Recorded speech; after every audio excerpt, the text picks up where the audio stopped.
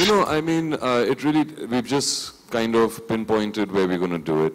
Okay, we know what our stage design is going to be. We know what the concept's going to be.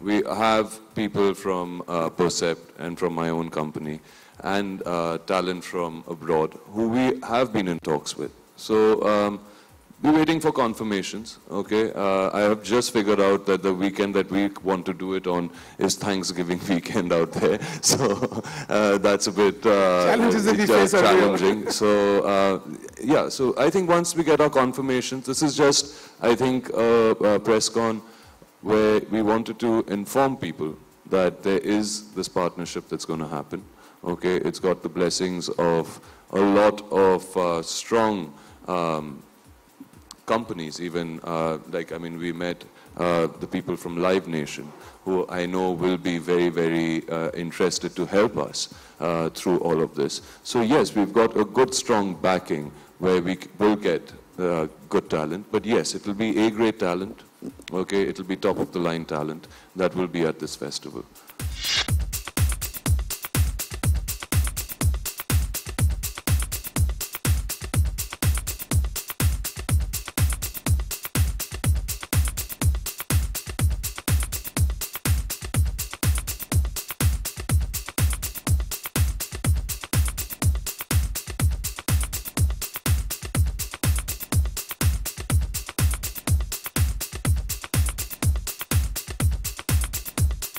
वो क्या है कि जब हम ये जो लॉस्ट जो फेस्टिवल है जिसके बारे में हमने सोचा है, एक ट्रैवलिंग फेस्टिवल होनी चाहिए।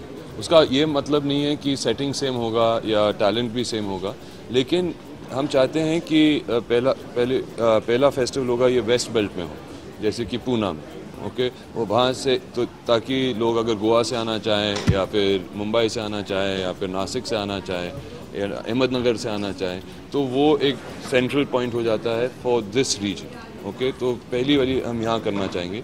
दूसरी will take it more to the north side, तो वो कहाँ करेंगे वो अब तक पता नहीं है, लेकिन मेरे शायद में बड़े शहर में नहीं होगा। Will go more towards the interior, वहाँ पर करेंगे।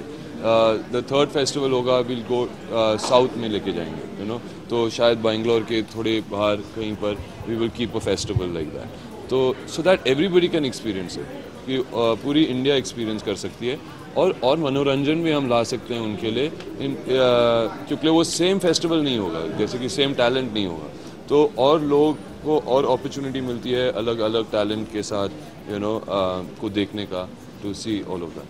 मुझे बहुत मज़ा आता है एक्शन फिल्म करने में ही नहीं, सिर्फ देखने में भी।